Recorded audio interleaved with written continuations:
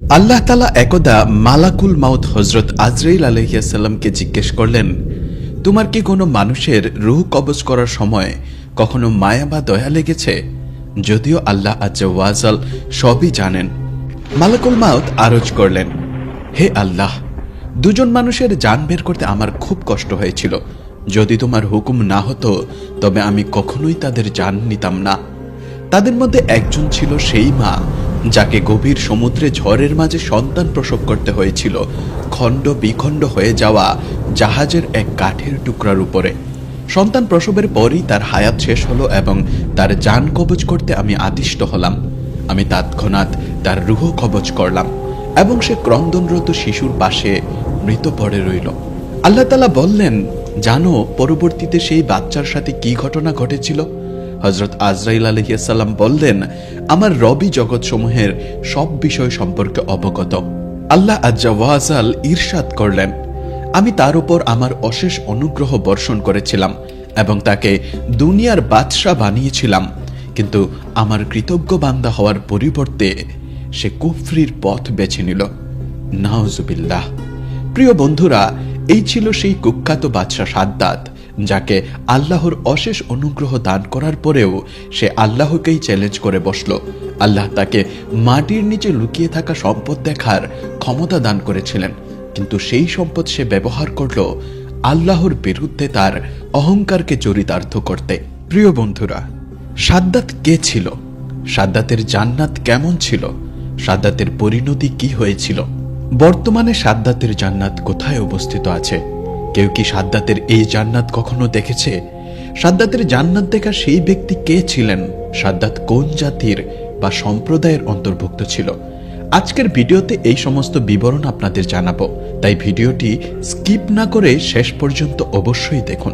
সাদ্দাত এবং সাদিদ আদ জাতির অন্তর্ভুক্ত ছিল এবং তারা ইরাম নামক জনবসতির অধিবাসী ছিল।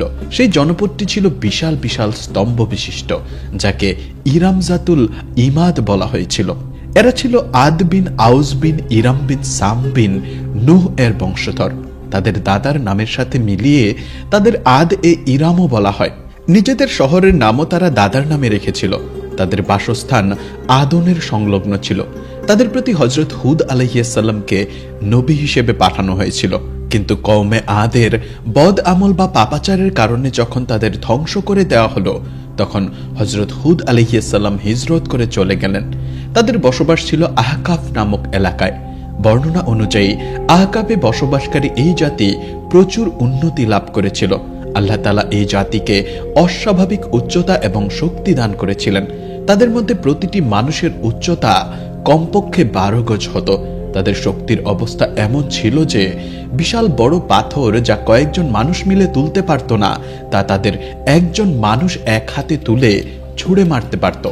এই শক্তি ও ক্ষমতার জোরে তারা পুরো ইয়েমেন দখল করে নিয়েছিল। তাদের মধ্যে বিশেষ করে দুজন বাদশাহ খুব প্রতাপশালী ও জাঁকজমকপূর্ণ ছিল। একজনের নাম ছিল সাদিদ, অন্যজনের নাম সাদ্দাত, যে তার পরে সিংহাসনে বসেছিল। এই দুজনে বিশাল এলাকা দখল করে নিয়েছিল এবং অগণিত সৈন্য ও ধনভাণ্ডার জমা করেছিল। বলা হয়ে থাকে যে সাদ্দাত সাদিদের মৃত্যুর পর সালতানাত বা রাজত্বের জৌলুস ও কামালতকে উন্নতির চরম শিখরে পৌঁছে দিয়েছিল। দুনিয়ার অনেক বাদশাহ তার করদাতা ছিল। সেই যুগে কোনো বাদশাহর এত সাহস ও শক্তি ছিল না যে তার মোকাবিলা করতে পারে। এই আধিপত্য ও বিজয় তাকে এতটাই অহংকারী ও দাম্ভিক বানিয়ে দিয়েছিল যে সে বলতে লাগলো, বর্তমানে আমার যে রাজত্ব, সম্পদ ও সম্মান আছে, আল্লাহ তাআলার ইবাদত করে এর চেয়ে বেশি আর কি পাওয়া যাবে? কেউ অন্যের সেবা বা আনুগত্য করে হয় সম্মান ও পদমর্যাদা বৃদ্ধির জন্য, নতুবা সম্পদের জন্য। আমার তো এর সবই হাসিল আছে, আমার কি প্রয়োজন যে আমি কারো ইবাদত করব?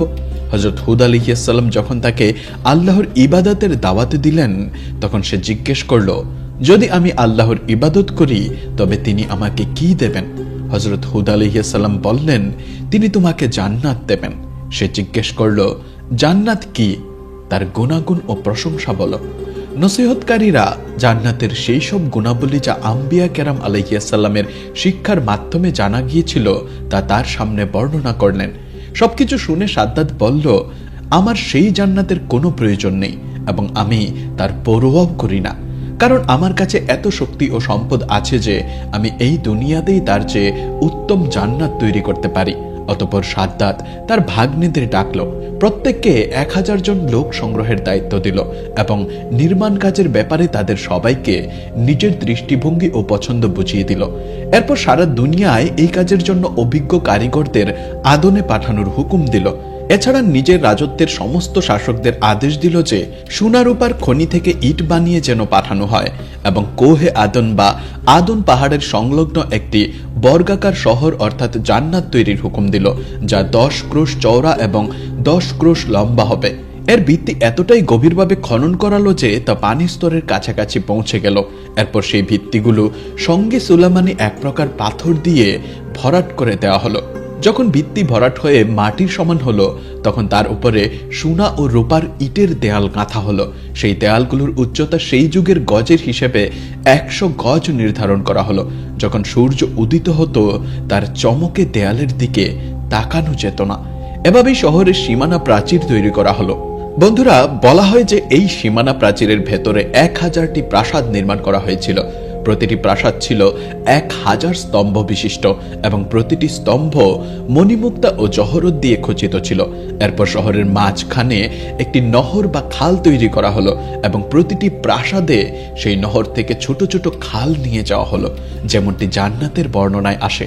প্রতিটি প্রাসাদে হাউস ও ঝর্ণা তৈরি করা হলো। এই নহরগুলো দেয়াল ও মেঝে ইয়াকুত, পান্না, প্রবাল এবং নীলমণি দিয়ে সাজিয়ে দেওয়া হলো। নহরগুলোর কিনারে এমন কৃত্রিম গাছ বানানো হলো যার শেকড় সোনার, ডালপালা ও পাতা পান্নার এবং তার ফলগুলো মুক্তা, ইয়াকুত ও অন্যান্য জহরত দিয়ে বানিয়ে তাতে ঝুলিয়ে দেওয়া হলো। শহরের দোকান ও দেয়ালগুলো কস্তুরী, জাফরান, অম্বর ও গোলাপ দিয়ে সুবাসিত ও পালিশ করা হলো। রূপুর ইটের উপর ইয়াকুত ও জহরত দিয়ে সুন্দর সুন্দর পাখি বানানো হলো, যার ওপর প্রহরীরা তাদের পালার সময় এসে পাহারা দেওয়ার জন্য বসত। 12 বছরের মেয়াদে যখন এই শহর এমন সাজসজ্জার সাজে প্রস্তুত হয়ে গেল, তখন সমস্ত আমির, ওমরা ও রাজকর্মীদের হুকুম দেয়া হলো যে সবাই যেন এতে এসে বসবাস শুরু করে। তারপর সাদ্দাত নিজে তার বিশাল সৈন্য সামন্ত নিয়ে অত্যন্ত অহংকার ও দাম্ভিকতার সাথে এই শহরের দিকে রওনা হলো। কিছু আলেম, যেমন কেউ কেউ বলেন হযরত হুদ আলাইহিস সালাম, কেউ সে সাথে নিল। সারা পথ তার সাথে ঠাট্টা ও বিদ্রুপ করতে করতে বলতে লাগলো, এমন জান্নাতের জন্য তোমরা আমাকে অন্য কারো সামনে মাথা নত করতে ও অপমানিত হতে বলেছিলে। আমার ক্ষমতা ও সম্পদ তোমরা দেখে নিলে তো। যখন সে শহরের কাছাকাছি এসে পৌঁছালো, তখন শহরের সমস্ত মানুষ তাকে অভ্যর্থনা জানানোর জন্য শহরের দরজার বাইরে চলে এলো এবং তার উপর সোনা ও জহরত ছিটাতে লাগলো। এই জাকজমক ও ভঙ্গি নিয়ে চলতে চলতে যখন সে শহরের দরজায় পৌঁছালো, তখনই সে সেখানে আগে থেকেই একজন অপরিচিত ব্যক্তিকে দাঁড়িয়ে থাকতে দেখলো। সে জিজ্ঞেস করলো, তুমি কে? সেই ব্যক্তি বলল, আমি মালাকুল মাউত। সাদ্দাত জিজ্ঞেস করলো, কেন এসেছো? সে বলল, তোমার জান কবজ করতে। সাদ্দাত বলল, আমাকে এতটুকু সময় দাও যেন আমি আমার তৈরি করা জান্নাতটি একটু দেখে নিতে পারি। উত্তর এলো, আমার প্রতি এমন হুকুম নেই। সাদ্দাত বলল, অন্তত এতটুকু সময় দাও যেন ঘোড়া থেকে নামতে পারি। উত্তর এলো, আমার এতটুকুরও অনুমতি নেই। বন্ধুরা, বলা হয় যে সাদ্দাতের এক পা তখনও রেকাবে এবং অন্য পা চৌখাটে ছিল। এই অবস্থাতেই মালাকুল মাউত তার রূহ কবজ করে নিলেন। বর্ণনায় আছে যে এরপর হযরত জিবরাইল আলাইহিস সালাম এত জোরে এক ভয়ানক চিৎকার দিলেন যে তৎক্ষণাৎ সমস্ত শহর তার আলিশান সাজসজ্জা সহ এমন ভাবে মাটির নিচে দেবে গেল, তার নাম নিশানাও আর বাকি রইল না। কোরআনে পাকে এর উল্লেখ এসেছে এভাবে, তারা সেই ইরাম গোত্রের লোক যারা বিশাল স্তম্ভের অধিকারী ছিল এবং সেই শহরের মতো কোনো জাঁকজমকপূর্ণ শহর অন্য কোনো দেশে সৃষ্টি করা হয়নি। বন্ধুরা, মনে রাখবেন, সাদ্দাত ও তার জান্নাতের পরিণতির কথা অনেক নির্ভরযোগ্য তাফসির বা ব্যাখ্যা গ্রন্থেও লেখা আছে। বাদশাহ ও তার লস্কর ধ্বংস হয়ে যাওয়ার পর সেই শহরটিও মানুষের দৃষ্টি থেকে আড়াল করে দেওয়া হয়েছে। তবে কখনো কখনো রাতের বেলা আদন ও তার আশেপাশের মানুষ সেখানে কিছু আলো ও ঝলক দেখতে পায়। এই আলো সেই শহরের দেয়ালগুলোর। এখন প্রশ্ন হলো, সাদ্দাতের জান্নাত দেখা সেই ব্যক্তিটি কে ছিল? এ ব্যাপারেও আপনাদের জানাবো, তবে তার আগে সাদ্দাত সম্পর্কে একটি গল্প বলি, যা মালাকুল মাউতের রূহ কবজ করার ঘটনার সাথে সম্পর্কিত এবং এভাবে বর্ণিত হয়েছে। ফাতহুল কাদির গ্রন্থে আছে যে আল্লাহ তাআলা একবার মালাকুল মাউতকে জিজ্ঞেস করলেন, তোমার কি কখনো কোনো মানুষের রূহ কবজ করতে কষ্ট হয়েছে বা মায়া লেগেছে? মালাকুল মাউত হযরত আজরাইল আলাইহিস সালাম তখন উত্তর দিলেন, একবার সেই সময় যখন নীলরঙা বিশাল সাগরে একটি ছোট জাহাজ তার গন্তব্যের দিকে এগিয়ে যাচ্ছিল। জাহাজে অনেক যাত্রীর সাথে একজন নারী এমন ছিল যার ঠিক সেই মুহূর্তেই সন্তান প্রসব হওয়ার কথা ছিল। তোমার হুকুম হলো, আমি শান্ত সাগরে হঠাৎ ঢেউ তুললাম এবং বাতাসও দ্রুত করে দিলাম। দেখতে দেখতে বাতাস ঝড়ের রূপ নিল এবং সাগর থেকে ওঠা ঢেউয়ের সাথে ধাক্কা খেয়ে জাহাজটি দুলতে বাধ্য হলো। সব যাত্রী অবাক ও পেরেশান হয়ে বোঝার চেষ্টা করছিল যে হঠাৎ আবহাওয়া কেন বদলে গেল। ঝড় বাড়ছিল এবং যাত্রীরা জীবনের দোয়া চাইছিল, কিন্তু তোমার ইচ্ছা ছিল অন্য কিছু। বাতাসের তীব্র ঝাপটা ও সাগরের শক্তিশালী ঢেউ জাহাজটিকে ভেঙে টুকরো টুকরো করে দিল। যেসব যাত্রী সাঁতার জানত তারা সাঁতরে যান বাঁচানোর আপ্রাণ চেষ্টা করেছিল, কিন্তু আমি তোমার হুকুমে অধিকাংশের রূহ কবজ করে নিলাম। সেই নারী যার সন্তান হওয়ার কথা ছিল জাহাজের একটি ভাঙা তক্তার উপর পড়েছিল।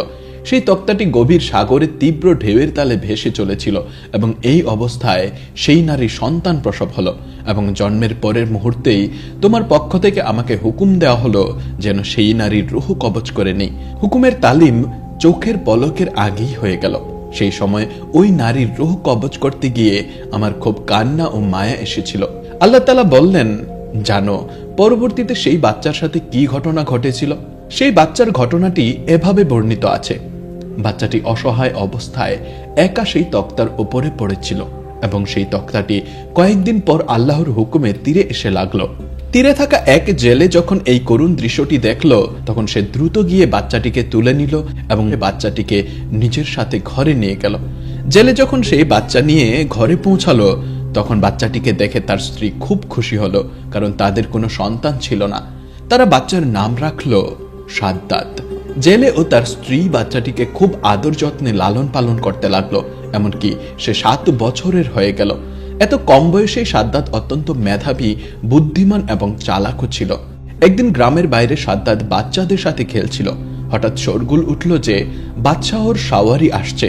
এটা শুনে সব বাচ্চা বাদশাহর ভয়ে পালিয়ে গেল, কিন্তু সাদ্দাত সেখানে কাছের একটি টিলায় লুকিয়ে বাদশাহর সাওয়ারি এবং শাহী লস্করের দৃশ্য দেখতে লাগলো। বাদশাহর সাওয়ারি চলে যাওয়ার পর কিছু পেয়াদা বা সৈন্য পড়ে যাওয়া জিনিসের খোঁজে লস্করের পিছু পিছু এলো। সে পেয়াদাদের মধ্যে একজন রাস্তায় পড়ে থাকা একটি পোটলা দেখতে পেল। সে যখন পোটলাটি খুলে দেখলো, তাতে একটি সুরমাদানি ছিল। ওই পেয়াদা তার সঙ্গীদের বলল, আমি সুরমা পেয়েছি, যদি তোমাদের অনুমতি থাকে তবে আমি এটি আমার চোখে লাগাই, কারণ আমার দৃষ্টিশক্তি কিছুটা দুর্বল হয়ে গেছে। তার সঙ্গীরা জবাব দিল, প্রথমত রাস্তায় পড়ে থাকা জিনিস তোলা উচিত নয়। যাই হোক, এখন যখন তুলেই ফেলেছ তখন পরীক্ষা না করে চোখে লাগিও না, লাভের চেয়ে ক্ষতি না হয়ে যায়। আগে অন্য কারো চোখে লাগিয়ে দেখো। এটা শুনে পেয়াদা এদিক ওদিক তাকালো এবং সাদ্দাতকে একটি টিলার আড়ালে দাঁড়িয়ে থাকতে দেখলো। পেয়াদা তাকে খুব আদর করে ডাকলো এবং বলল, আয় বাবা, আমি তোর চোখে সুরমা লাগিয়ে দিই যাতে তোর চোখ সুন্দর লাগে। সাদ্দাত পেয়াদার কাছ থেকে সুরমাদানি ও কাঠি নিয়ে নিজের চোখে সুরমা লাগালো। সুরমা লাগাতেই সাদ্দাতের জগৎ যেন আলোকিত হয়ে গেল এবং সে মাটির নিচে লুকোনো সমস্ত গুপ্তধন একদম পরিষ্কার দেখতে লাগলো, যেমন স্বচ্ছ কাঁচের ভেতর দিয়ে জিনিস দেখা যায়। এটি ছিল আল্লাহর পক্ষ থেকে এক বিশাল অনুগ্রহ। সাদ্দাত তো আগে থেকেই চালাক ছিল, তাই নিজের চালাকি ও বুদ্ধিমত্তা দিয়ে সে চিৎকার করে উঠল, ওরে জালেমেরা, তোরা আমার চোখ অন্ধ করে দিলি। হায়, আমি অন্ধ হয়ে গেলাম। এ কেমন বিষ আমার চোখে লাগিয়ে দিলে। এখন আমি বাদশাহর কাছে গিয়ে ফরিয়াদ করব এবং তোমাদের শাস্তি দেওয়াবো। পেয়াদারা এটা শুনে ভয়ে সুরমা সেখানেই পেলে হামাগুড়ি দিয়ে নিজেদের যান বাঁচাতে পালিয়ে গেল। আর সাদ্দাত নিজের চালাকি এবং পেয়াদাদের বোকামিতে খুব হাসতে লাগলো এবং সুরমাদানি নিয়ে নিজের ঘরে এসে বাবাকে সব ঘটনা খুলে বলল। জেলে তার ছেলের বুদ্ধিমত্তায় খুব খুশি হলো এবং বলল, রাতে যখন সব লোক ঘুমিয়ে যাবে তখন আমরা আমাদের বিশ্বাসী শ্রমিকদের সাথে কোদাল ইত্যাদি নিয়ে যাব এবং যেখানেই গুপ্তধন দেখতে পাবে আমরা সেখানে খুঁড়ে বের করে নেব এবং আমাদের গাধা ও খচ্চরের পিঠে ধন ভাণ্ডার নিয়ে আসব। এভাবে সাদ্দাত প্রচুর সম্পদ ও জহরত জমা করে নিল এবং গ্রামের সব মানুষকে মাঝে মধ্যে দাওয়াত খাইয়ে নিজের হিতাকাঙ্ক্ষী ও বন্ধু বানিয়ে নিল।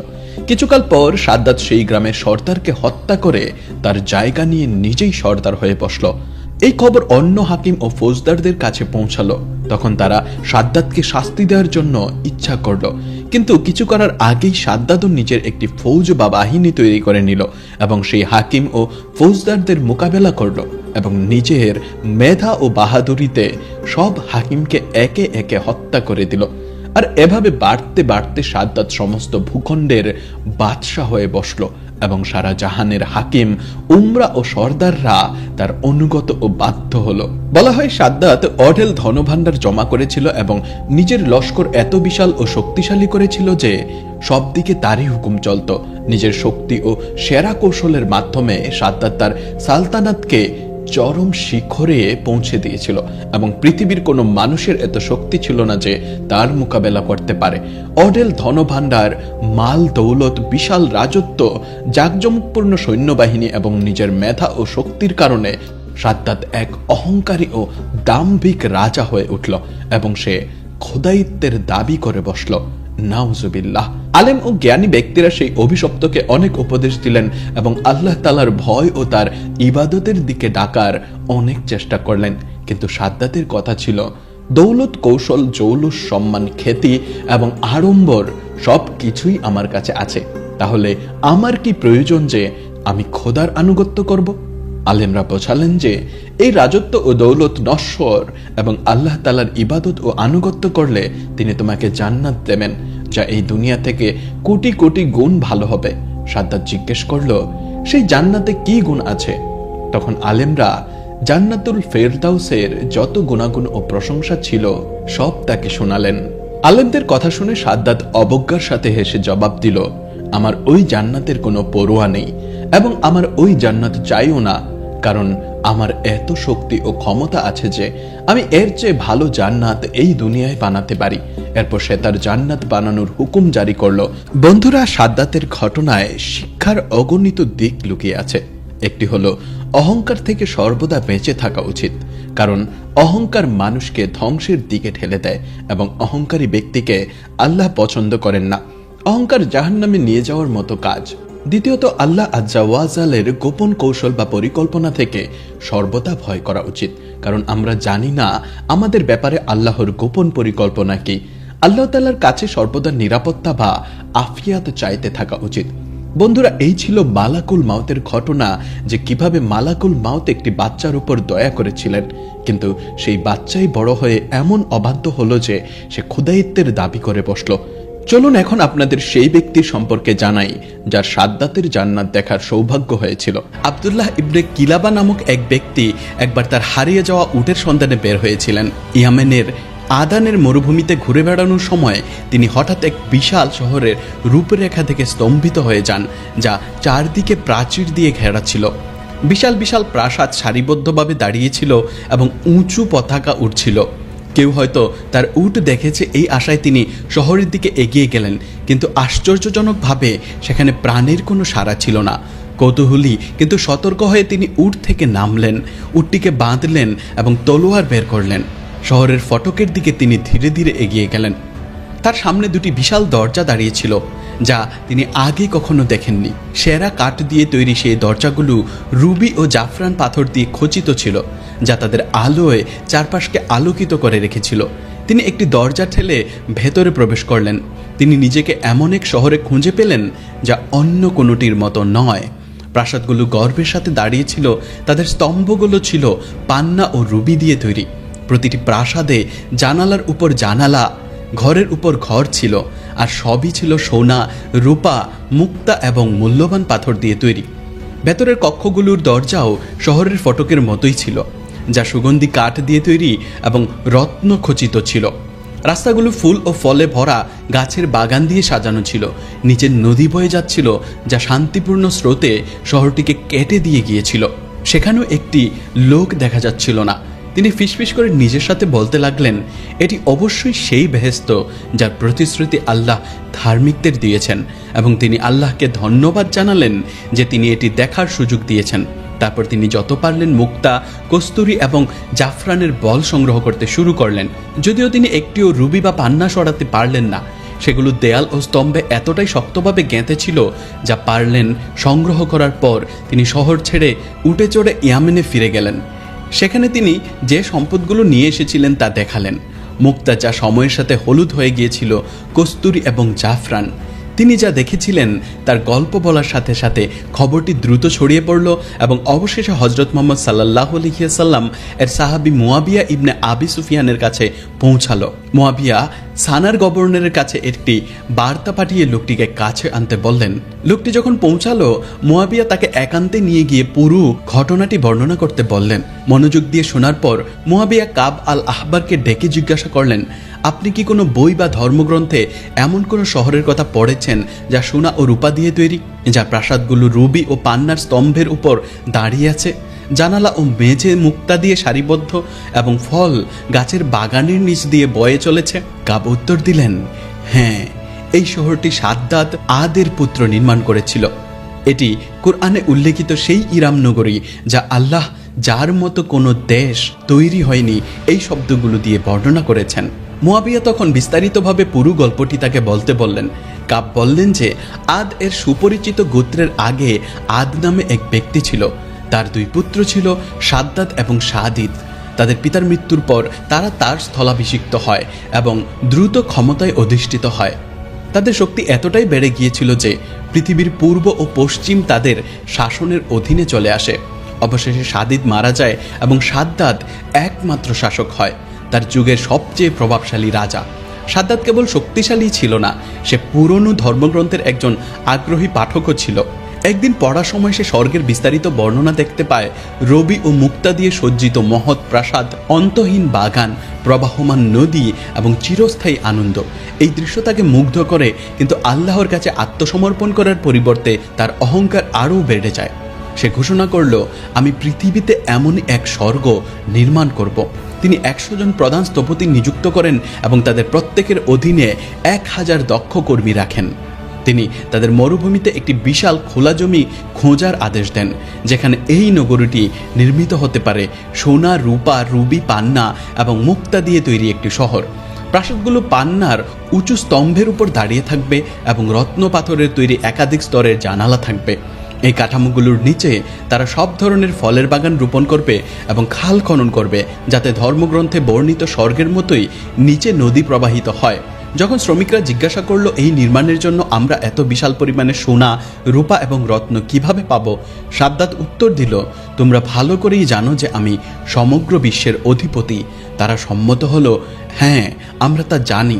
সাদ্দাত তখন তাদের আদেশ দিল, জ্ঞাত বিশ্বের প্রতিটি খনিতে লোক নিয়োগ করো। তোমাদের যা সোনা, রূপা এবং রত্ন প্রয়োজন তা উত্তোলন করো, এবং তার বাইরে আমি যে দেশগুলো শাসন করি সেগুলোর লোকদের সকল সম্পদ সংগ্রহ করো। সুতরাং সমগ্র জ্ঞাত বিশ্বে পূর্ব ও পশ্চিমের শাসকদের কাছে চিঠি পাঠানো হলো মূল্যবান সামগ্রী সংগ্রহের আদেশ দিয়ে। 10 বছর ধরে সম্পদ সংগ্রহ করা হলো, সোনা, রূপা, রত্ন এবং বিরল সামগ্রী। তারপর সাদ্দাতের স্বর্গের নির্মাণ শুরু হলো। কাজটি 300 বছর ধরে চলে। সাদ্দাত নিজে মোট 900 বছর বেঁচে ছিলেন।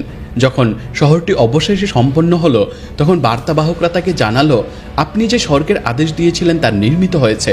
সাদ্দাত তখন আরও নির্দেশ দিল, সে শহরের চারপাশে একটি বিশাল পরীক্ষা খনন করার এবং এর উপকণ্ঠে 1000 দুর্গ নির্মাণের আদেশ দিল, যার প্রত্যেকটিতে হাজার হাজার পতাকা থাকবে। এই দুর্গগুলোর প্রত্যেকটি সে বলল তার একজন মন্ত্রীর বাসস্থান হবে। একবার তা সম্পন্ন হলো। সাদ্দাত তার লোকদের আদেশ দিলেন, দালিমাদে যাওয়ার জন্য প্রস্তুত হও। অবশেষে সাদ্দাত তার বিশাল সেনাবাহিনী এবং জাতিকে পেছনে নিয়ে যাত্রার জন্য রওনা দিল। কিন্তু যখন তারা শহর থেকে মাত্র একদিনের দূরত্বে ছিল, তখন আল্লাহ আকাশ থেকে এক প্রচণ্ড শব্দ পাঠালেন। একটি বজ্রের মতো কণ্ঠস্বর নেমে আসে তাদের ঘটনাস্থলেই মেরে ফেলল। তাদের একজনও বেঁচে ছিল না। সাদ্দাত তার নির্মিত স্বর্গে পা রাখতে পারেননি, তার লোকেরাও না। যখন কাব আল আহবার মুয়াবিয়ার দিকে ফিরে বললেন, হে মুয়াবিয়া, তোমার নিজের জাতির মধ্যে একজন, মুসলমানদের মধ্যে একজন একদিন সেই শহরে প্রবেশ করবে। সে হবে একজন লালচে মুখের, লাল চুলের, খাটো গড়নের, পরিষ্কার ভ্রু ও ঘাড়ের অধিকারী ব্যক্তি। সে ধন সম্পদের সন্ধানে যাবে না, বরং তার হারিয়ে যাওয়া উট খুঁজতে যাবে। কাব যে ব্যক্তির বর্ণনা দিয়েছিলেন সে সেই মুহূর্তে উপস্থিত ছিল। কাব যখন তাকে দেখল তখন সে বলল, আল্লাহর কসম, এই সেই ব্যক্তি।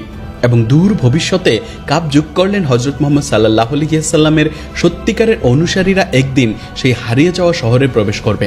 ইবনে বাবাওয়াই আল মুআম্মারুন বইতে বলেন, হুসাম ইবনে সাদ বর্ণনা করেন যে তিনি একবার আলেকজান্দ্রিয়ায় একটি পাথরের উপর নিম্নলিখিত শিলালিপি দেখেছিলেন, আমি সাদ্দাত আদের পুত্র, আমি আদ আল ইমাদ নগরী নির্মাণ করেছি। এর মতো কোনো নগরী কখনো নির্মিত হয়নি। আমি বিশাল সেনাবাহিনী সংগ্রহ করেছি এবং শক্তি দিয়ে দেশ জয় করেছি। আমি এমন এক সময়ে ইরামের প্রাসাদ নির্মিত করেছি যখন কোনো বার্ধক্য এবং কোনো মৃত্যু ছিল না। পাথরগুলো ফুলের মতো নরম ছিল। আমি শহরটিকে 12 তলা গভীরে কবর দিয়েছি যাতে কেউ কখনো এটি খুঁজে না পায়, কিন্তু মুহাম্মাদের উম্মত একদিন এটি বের করে আনবে। সাদ্দাত এবং তার স্বর্গের এই গল্পটি আদ জাতির সাথে জড়িত। যদিও বহু শতাব্দী ধরে অনেক আলেম দ্বারা ব্যাপকভাবে বর্ণিত হয়েছে, তবে এর সত্যতা নিয়ে বিতর্ক রয়েছে। ইমাম ইবনে কাসির তার তাফসিরে স্পষ্টভাবে এই ধরনের দাবির বিরুদ্ধে সতর্ক করেছেন। তিনি লিখেছেন, যে ব্যক্তি দাবি করে যে ইরাম সোনা ও রূপার তৈরি একটি শহর যা এক স্থান থেকে অন্য স্থানে চলে যায়, সে ভুলের মধ্যে পড়েছে এবং কোনো বৈধ প্রমাণ ছাড়াই এটি বিবৃতি দিয়েছে। একইভাবে প্রখ্যাত ইতিহাসবিদ ইবনে খালদুন সাদ্দাতের গল্পটিকে একটি বানোয়াট গল্প বলে দৃঢ়ভাবে প্রত্যাখ্যান করেছেন। তিনি বলেছেন যে এর অস্তিত্বের সমর্থনে কোনো ঐতিহাসিক বা প্রত্নতাত্ত্বিক প্রমাণ নেই এবং সত্যি আল্লাহই সবচেয়ে ভালো জানেন সম্পূর্ণ সত্য কী। তবে আধুনিক বিজ্ঞান ও প্রযুক্তির অগ্রগতির সাথে সাথে আদ জাতির হারানো চিহ্নগুলো ফিরে আসতে শুরু করেছে। 1990-এর দশকে রুব আল খাল মরুভূমির আল আহকাফ অঞ্চলের উপর তোলা একটি স্যাটেলাইটের চিত্র অসাধারণ কিছু প্রকাশ করেছে। একটি সমাধিস্থ শহরের সম্ভাব্য অবশেষ। এই স্থানটিকে হারানো শহর উবার নাম দেওয়া হয়েছে। প্রত্নতাত্ত্বিকরা এখন বিশ্বাস করেন যে উবার প্রায় 5000 বছর আগে বিদ্যমান ছিল। আবিষ্কৃত ধ্বংসাবশেষের মধ্যে একটি প্রশাসনিক ভবন এবং বৃত্তাকার স্তম্ভের ভিত্তি রয়েছে বলে মনে করা হয়। আরও আকর্ষণীয়ভাবে স্যাটেলাইট চিত্রগুলো প্রাচীন উটের কাফেলার পথের ক্ষীণ রূপরেখা প্রকাশ করেছে, যে পথগুলো মাটি থেকে সহজে শনাক্ত করা যায় না। এই ট্র্যাকগুলো জলের গর্ত এবং দুর্গগুলোর সাথে সংযুক্ত, যা দূরপাল্লার বাণিজ্যকে সমর্থন করত, যা এই তত্ত্বকে আরও জোরদার করে যে উবার প্রাচীনকালে একটি সমৃদ্ধ বাণিজ্য কেন্দ্র ছিল। কিছু গবেষক বিশ্বাস করেন যে উবার কোরআনে উল্লেখিত সেই ঐতিহাসিক শহর হতে পারে, তবুও অন্যরা সন্দিহান। তারা যুক্তি দেন যে এই স্থানটি ধর্মগ্রন্থে এবং ঐতিহ্যবাহী বিবরণে বর্ণিত জাঁকজমকের সাথে মেলার জন্য খুব ছোট। অধিকন্তু এলাকাটি পুঙ্খানুপুঙ্খভাবে খনন করা হয়নি এবং নির্দিষ্ট সিদ্ধান্তে এখনও পৌঁছানো যায়নি। ইমাম আত-তাবারি বর্ণনা করেছেন যে হযরত হুদ আলাইহিস সালাম 150 বছর বেঁচে ছিলেন। তার সমাধিস্থলের বিষয়ে ইমাম আলী রাদিয়াল্লাহু তাআলা আনহু এর সাথে জড়িত একটি সুপরিচিত বর্ণনা রয়েছে। তিনি একবার হাজরামাউতের এক ব্যক্তিকে বলেছিলেন, তুমি নিশ্চয়ই ছায়ের মতো মাটির একটি লালচে স্তূপ দেখেছ, যার চারপাশে বনু গাছ যেমন বেরি এবং পেলু রয়েছে। হাজরামাউতের সেই স্থানটি হযরত হুদ আলাইহিস সালামের বিশ্রামস্থল বলে বিশ্বাস করা হয়। লোকটি বিস্মিত হয়ে উত্তর দিল, হে বিশ্বাসীদের সেনাপতি, আপনি এটি এত নির্ভুলভাবে বর্ণনা করেছেন যেন আপনি এটি নিজের চোখে দেখেছেন। এর জবাবে ইমাম আলী উত্তর দিলেন, আমি এটি নিজের চোখে দেখিনি, তবে আমি এটি বর্ণনা করে একটি প্রমাণীকৃত বর্ণনা পেয়েছি। বন্ধুরা, এই ছিল সাদ্দাত ও তার জান্নাতের আলোচনা। এবার আসুন আলোচনা করি সাদ্দাতের জাতি কওমে আদ সম্পর্কে। বর্ণনা অনুযায়ী নূহ আলাইহিস সালামের তুফানের পর মুসলমানরা জুদি পাহাড়ের নিকটবর্তী এলাকায় বসবাস শুরু করে। তাদের বংশবৃদ্ধি হলে লোকেরা দূরে দূরান্তের বিভিন্ন এলাকায় ছড়িয়ে পড়ে। আশেপাশের উর্বর জমিতে গড়ে তুলল বসতি। তাদের অক্লান্ত পরিশ্রমে বেবিলন শহর আবারও জেগে উঠল। তাদের মধ্যে ছিলেন নূহ আলাইহিসসালামের পুত্র হাম এবং শ্যামের বংশধররা, যারা এই উর্বর অঞ্চলে বসতি স্থাপন করেছিল। সময়ের সাথে সাথে শ্যামের বংশধরেরা বেবিলন ছেড়ে দক্ষিণের দিকে যাত্রা করে এবং অবশেষে আরব উপদ্বীপে থিত হয়। বিখ্যাত ইতিহাসবিদ ইবনে খালদুনের মতে আদ জাতির প্রথম আরব রাজা ছিলেন আদনান ইরাম ইবনে শ্যাম। তার লোকেরা আল আহকাফ অঞ্চলে বসবাস করত, যা আজকের ওমান এবং হাদরামাউতের মাঝামাঝি অবস্থিত এক বিশাল বালির সমুদ্র। বলা হয় তিনি 1200 বছর বেঁচে ছিলেন, যদিও অন্য একটি বর্ণনা অনুযায়ী তার আয়ু ছিল 300 বছর। তার মৃত্যুর পর তার 3 পুত্র সাদ্দাদ, সাদিদ এবং ইরাম একে একে সিংহাসনে বসেন এবং তাদের পিতার রেখে যাওয়া ঐতিহ্যকে এগিয়ে নিয়ে যান। পবিত্র কুরআনে আহকাব বলতে ওমান ও হাদরামাউতের মধ্যবর্তী প্রায় 3 লক্ষ বর্গমাইলের এক বিশাল মরুভূমিকে বোঝানো হয়েছে। আজ এই মরুভূমিকে রুব আল খালি বা শূন্য চতুর্থাংশ নামেও ডাকা হয়। এই মরুভূমির কিছু অংশের বালি এতটাই মিহি যে সেখানে কোনো বস্তু পড়লে তা ধীরে ধীরে অতলে তলিয়ে যায়। এই অঞ্চলে একসময় বাস করত আদ জাতি, যারা ছিল তাদের যুগের অন্যতম শক্তিশালী, সম্পদশালী এবং প্রভাবশালী এক সভ্যতা। ইমাম আল কুরতুবির মতে নূহ আলাইহিসসালাম এবং আদ জাতির মধ্যে 7টি প্রজন্মের ব্যবধান ছিল, যদিও ঠিক কত বছরের ব্যবধান তা ঠিক জানা যায় না। তবে এটি নিশ্চিত যে এই দীর্ঘ সময়ে মানবজাতি সর্বশক্তিমান আল্লাহর একত্বকে ভুলে গিয়েছিল। আমার series story of the man এর 3য় পর্বে আমি বলেছিলাম কিভাবে নূহের লোকেরা শয়তান ও তার অনুসারীদের প্ররোচনায় 360টি মূর্তি বানিয়েছিল। যদিও নৌকার আরোহীরা সবাই বিশ্বাসী ছিল, কিন্তু মহাপ্লাবনের পরের প্রজন্মগুলো আবারও সেই মূর্তি পূজার দিকে ঝুঁকে পড়ে। তারা সেই মূর্তিগুলোকেই নতুন করে গড়তে শুরু করে, যা তাদের পূর্বপুরুষদের সাথে সলিল সমাধি লাভ করেছিল। আদ জাতীয় সেই একই ভুলের পুনরাবৃত্তি করে। তারা যে দেবতাদের পূজা করত তাদের মধ্যে প্রধান ছিল 3টি মূর্তি, সাদা, হায়রত এবং আলহাবা। আদ জাতি 13টি শক্তিশালী গোত্রে বিভক্ত ছিল, যারা আল আহকাফের উর্বর বালিতে বসতি গড়েছিল। তাদের জীবন ছিল প্রাচুর্যে ভরা, বাগান, নদী এবং বিশাল বিশাল অট্টালিকার মালিক ছিল তারা। তাদের এলাকাটি ছিল ওই অঞ্চলের সবচেয়ে সবুজ ও উর্বর ভূমিগুলোর একটি। ইমাম আল কুরতুবী লিখেছেন, আদ জাতির মানুষেরা ছিল লম্বা এবং অত্যন্ত শক্তিশালী। ইবনে আব্বাস রাদিয়াল্লাহু তাআলা আনহু এর মতে তাদের গড় উচ্চতা ছিল 100 হাত বা প্রায় 45 মিটার। পরবর্তীতে আল্লাহ মানুষের উচ্চতা কমিয়ে 60 হাত বা প্রায় 27 মিটারে নামিয়ে আনেন, যা আজকের দিনেও অবিশ্বাস্য শোনায়। এই বিশাল আকৃতির কারণেই আদ জাতিকে প্রায়শই দৈত্য বলে অভিহিত করা হয়। ওয়াহাব ইবনে মুনাব্বিহ তাদের এক জীবন্ত বর্ণনা দিয়েছেন। তিনি বলেন, তাদের একজনের মাথা ছিল যেন এক বিশাল গম্বুজ। তাদের চোখের এক পলকেই বন্য পশুরা ভয়ে পালিয়ে যেত, আর তাদের নাকও ছিল সমান ভীতি জাগানিয়া। তাদের শক্তি এত বেশি ছিল যে তারা খালি হাতে বড় বড় গাছ উপড়ে ফেলতে পারত। এই অস্বাভাবিক আকার ও শক্তি তারা পেয়েছিল তাদের পূর্বপুরুষদের কাছ থেকে, আর আল্লাহ তাদের তা আরও বাড়িয়ে দিয়েছিলেন। এই কারণে তারা নূহ আলাইহিসসালাম এর জাতির চেয়েও অনেক বেশি শক্তিশালী হয়ে উঠেছিল। আদ জাতি কেবল শারীরিকভাবেই শক্তিশালী ছিল না, তারা ছিল অত্যন্ত বুদ্ধিমানও। তারা এক বিশাল ও চমৎকার সাম্রাজ্য গড়ে তুলেছিল, যার স্থাপত্যশৈলী ছিল বিস্ময়কর।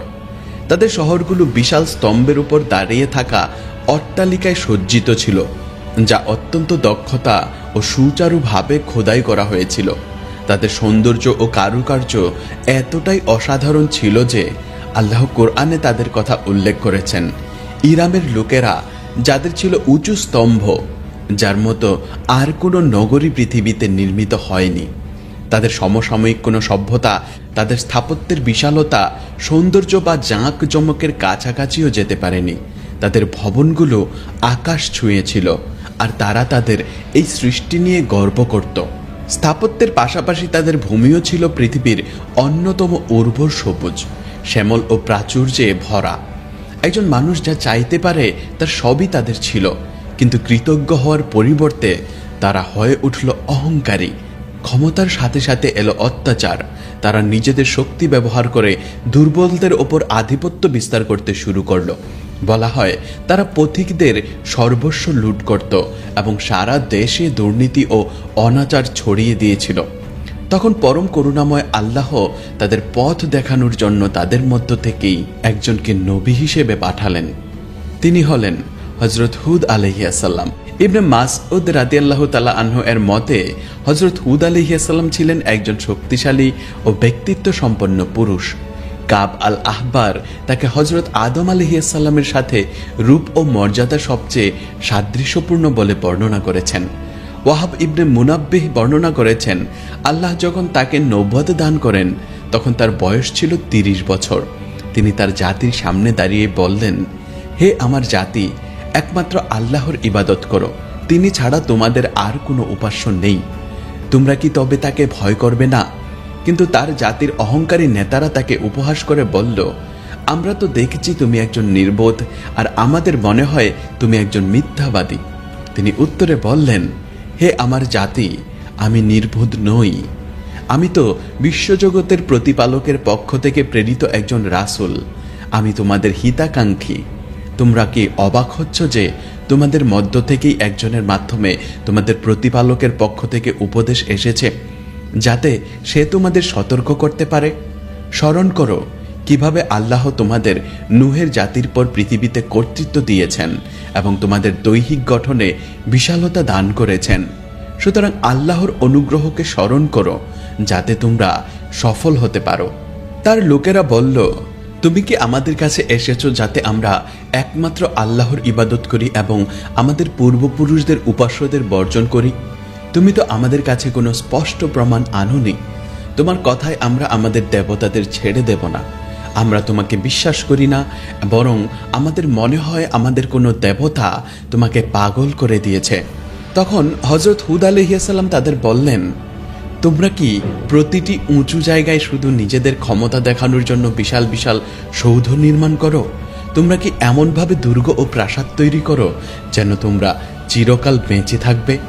যখন তোমরা কাউকে আঘাত করো তখন তোমরা অত্যাচারীর মতো, দয়াহীন দৈত্যের মতো আঘাত করো। সুতরাং আল্লাহকে ভয় করো এবং আমাকে অনুসরণ করো। সেই সত্তাকে ভয় করো যিনি তোমাদের জানা সব কিছুই উদারভাবে দিয়েছেন। তিনি তোমাদের দিয়েছেন গবাদি পশু, সন্তান, বাগান এবং প্রবাহমান ঝর্ণা। আমি তোমাদের জন্য এক ভয়াবহ দিনের শাস্তির আশঙ্কা করছি। তারা উত্তরে বলল, এ তো আমাদের পূর্বপুরুষদের ধর্ম, পুরনো প্রথা। আমরা বিশ্বাস করি না যে আমাদের শাস্তি দেওয়া হবে। তুমি কি আমাদের দেবতাদের কাছ থেকে আমাদের ফিরিয়ে নিতে এসেছো? যদি তুমি সত্যবাদী হও তবে নিয়ে এসো সেই শাস্তি যার ভয় তুমি আমাদের দেখাচ্ছ। জবাবে হযরত হুদ ঘোষণা করলেন, আমি আল্লাহকে সাক্ষী রাখছি এবং তোমরাও সাক্ষী থাকো যে তোমরা তার সাথে যা কিছুকে শরিক করো আমি তা থেকে মুক্ত। সুতরাং যাও, আমার বিরুদ্ধে তোমাদের সমস্ত ষড়যন্ত্র একত্রিত করো এবং এক মুহূর্তও দেরি করো না। তোমাদের যা করার আছে করো। আমি আমার এবং তোমাদের প্রভু আল্লাহর উপর ভরসা করি। জেনে রেখো, তোমাদের প্রভুর পক্ষ থেকে তোমাদের উপর শাস্তি এবং ক্রোধ অবধারিত হয়ে গেছে। তোমরা কি আমার সাথে এমন কিছু নাম নিয়ে বিতর্ক করছো যা তোমরা ও তোমাদের পূর্বপুরুষেরা তৈরি করেছে, যার সমর্থনে আল্লাহ কোনো প্রমাণ পাঠাননি? তবে অপেক্ষা করো, আমিও তোমাদের সাথে অপেক্ষা করছি। যখন লোকেরা নবুয়তকে প্রত্যাখ্যান করলো এবং উপহাস করলো, তখন সর্বশক্তিমান আল্লাহ তাদের উপর বৃষ্টিপাত বন্ধ করে দিলেন। তাদের পানি শুকিয়ে যেতে লাগলো, নদী ও কূপগুলো মরে গেল এবং একসময় সবুজ ভূমিগুলো পরিণত হলো শুষ্ক মরুভূমিতে। সবুজ হারিয়ে গেল আর খাদ্যের তীব্র অভাব দেখা দিল। তারা 3 বছর ধরে এক ভয়াবহ খরার শিকার হলো। তারপরেও হযরত হুদ আলাইহিস সালাম তার জাতিকে আল্লাহর দিকে ডাকতে থাকলেন।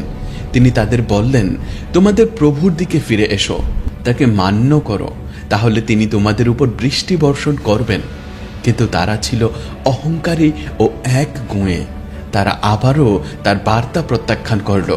অনুতপ্ত হওয়ার পরিবর্তে তারা বৃষ্টির জন্য প্রার্থনা করতে পবিত্র কাবা ঘরে একটি প্রতিনিধি দল পাঠালো।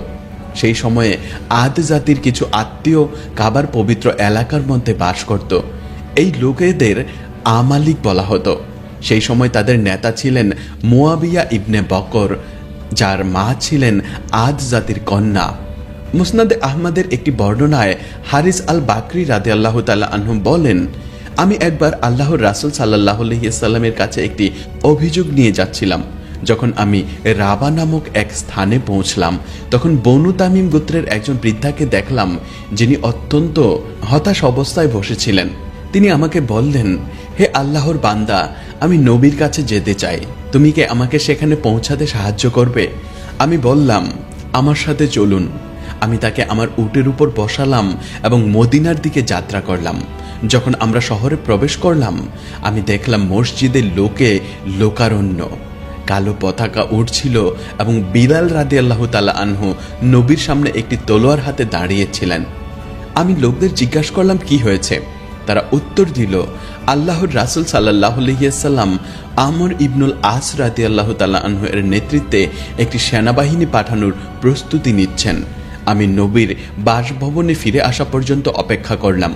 আমি তাকে অনুসরণ করে প্রবেশের অনুমতি চাইলাম এবং অনুমতি পেলাম। যখন আমি প্রবেশ করে সালাম দিলাম, তখন তিনি আমাকে জিজ্ঞাসা করলেন, তোমার এবং বনু তামিম গোত্রের মধ্যে কি কোনো বিবাদ আছে? আমি উত্তর দিলাম, হে আল্লাহর রাসূল, তারাই দোষী। এরপর আমি সেই বৃদ্ধার কথা বললাম, যার কোনো যানবাহন ছিল না এবং যাকে আমি আমার সাথে নিয়ে এসেছিলাম। আমি নবীকে বললাম যে তিনি দরজায় বসে আছেন। তিনি তাকে প্রবেশের অনুমতি দিলেন। আমি বললাম, হে আল্লাহর রাসূল, দয়া করে আমাদের এবং বনু তামিম গোত্রের মধ্যে বিষয়টি সমাধান করে দিন। এতে বৃদ্ধা বিরক্ত হয়ে বললেন, আপনি যদি তা করেন, তাহলে আপনার জাতির অসহায় ও দুর্বলরা কোথায় আশ্রয় পাবে? আমি উত্তর দিলাম, সুবহানাল্লাহ, আমার অবস্থা তো সেই ছাগলের মতো হয়েছে যে নিজের মৃত্যু নিজেই বয়ে নিয়ে এসেছিল। আমি আপনাকে এখানে নিয়ে এসেছি, অথচ আমি জানতাম না যে পরিণতি এমন হবে। আল্লাহ আমাকে আদ জাতির দূতের মতো হওয়া থেকে রক্ষা করুন। তখন নবী সাল্লাল্লাহু আলাইহি ওয়াসাল্লাম জিজ্ঞাসা করলেন, আদের দূতের সাথে কি হয়েছিল? যদিও তিনি গল্পটি আমার চাইতে ভালো জানতেন, তবুও তিনি দয়া করে এবং কথোপকথনে অংশ নেওয়ার জন্য জিজ্ঞাসা করলেন। আমি উত্তর দিলাম, যখন আদ জাতির উপর দুর্ভিক্ষ নেমে আসে, তখন তারা কাইল নামক এক ব্যক্তিকে বৃষ্টির জন্য প্রার্থনা করতে পবিত্র কাবা ঘরে পাঠায়। পথে সে মুয়াবিয়া ইবনে বকরের কাছে আশ্রয় নেয় এবং সেখানে দুই গায়িকা দাসী, যাদের নাম ছিল জারাদা, তাদের গান শুনে এবং মদ্যপান করে সময় কাটাতে থাকে। সে সেখানে পুরো 1 মাস থেকে যায়। অবশেষে সে মাহরা পাহাড়ে গিয়ে আল্লাহর দিকে হাত তুলে প্রার্থনা করে, হে আল্লাহ, আপনি জানেন আমি এখানে কোনো অসুস্থের আরোগ্য চাইতে বা কোনো বন্দীকে মুক্ত করতে আসিনি। আমি কেবল আদ জাতির জন্য বৃষ্টি চাইতে এসেছি, যেমন আপনি আগে দিতেন। সেই মুহূর্তে তার উপরে কালো মেঘ ঘনিয়ে আসে। একটি কণ্ঠস্বর তাকে ডেকে বলে, একটি বেছে নাও। সে সবচেয়ে কালো মেঘটি বেছে নিল। তখন আরেকটি কণ্ঠস্বর ঘোষণা করে, তুমি ছাই ও ধ্বংস দ্বারা পূর্ণ মেঘটি বেছে নিয়েছ। এটি আদ জাতির কাউকেই ছাড়বে না। বাতাসের ভাণ্ডার থেকে ঠিক ততটুকু বাতাস ছাড়া হয়েছিল যতটুকু একটি আংটির ছিদ্র দিয়ে যেতে পারে, আর সেইটুকুই তাদের সম্পূর্ণরূপে ধ্বংস করার জন্য যথেষ্ট ছিল। ইবনে ইসহাকের মতে, যখন আদ জাতির উপর ভয়াবহ খরা নেমে আসে, তখন তারা বৃষ্টি পাওয়ার জন্য 70 জন লোকের একটি প্রতিনিধি দল পাঠায়। দলটি মক্কার পবিত্র এলাকার ঠিক বাইরে বসবাসকারী মুয়াবিয়া ইবনে বকরের বাড়িতে থামে। মুয়াবিয়া তাদের উষ্ণভাবে স্বাগত জানান, কারণ তারা ছিল তার আত্মীয়। দলটি তার সাথে পুরো 1 মাস কাটায়। সময়ের সাথে সাথে মুয়াবিয়া চিন্তিত হয়ে পড়েন। তিনি বুঝতে পারেন যে এই লোকেরা তাদের জাতির পক্ষ থেকে এক কঠিন সময়ে ঐশ্বরিক সাহায্য চাইতে এসেও লক্ষ্যভ্রষ্ট ও উদাসীন হয়ে পড়েছে।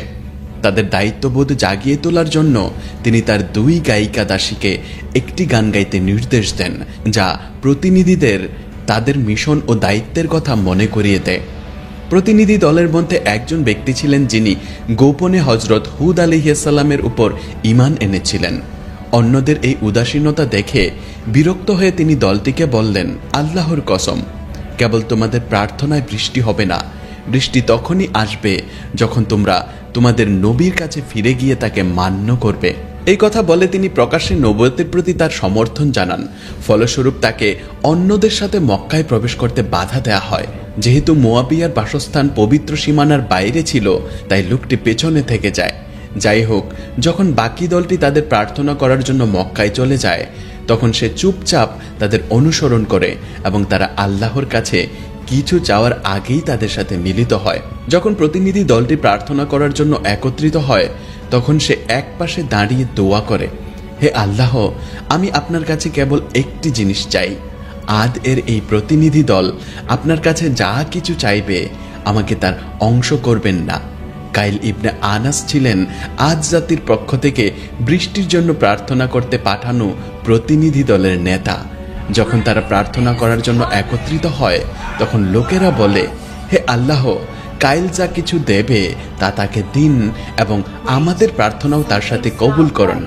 তখন কাইল প্রার্থনা করে, হে আমাদের প্রভু, যদি হুদ সত্যবাদী হয় তাহলে আমাদের উপর বৃষ্টি বর্ষণ করুন, কারণ সে দাবি করেছে যে আমাদের অবিশ্বাসের কারণেই আমরা এই খরায় ভুগছি। জবাবে আল্লাহ 3টি মেঘ প্রেরণ করেন, একটি সাদা, একটি লাল এবং একটি কালো।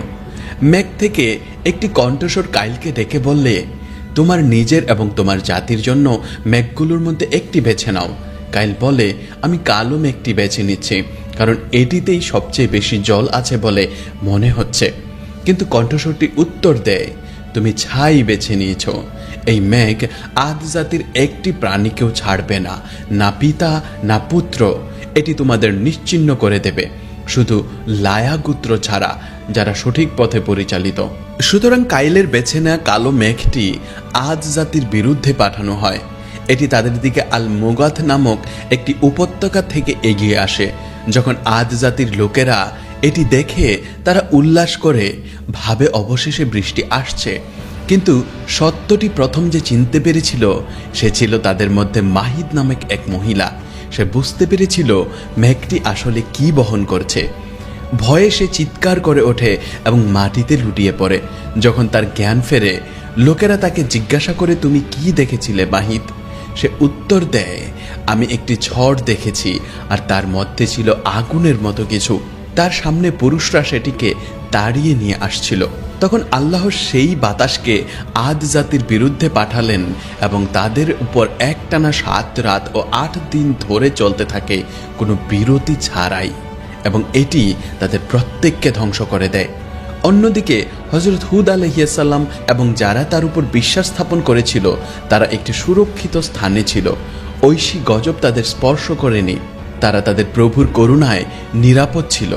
আদ জাতির বিরুদ্ধে পাঠানো ঝড়টি তাদের ভূমির উপর এসে এমন প্রচণ্ড বেগে বয়ে গিয়েছিল যে এটি আকাশ ও পৃথিবীর মধ্যে সবকিছু ছিন্ন ভিন্ন করে দিয়েছিল। এটি যার উপর দিয়ে যেত তাকে পাথরের মতো শক্ত করে দিত।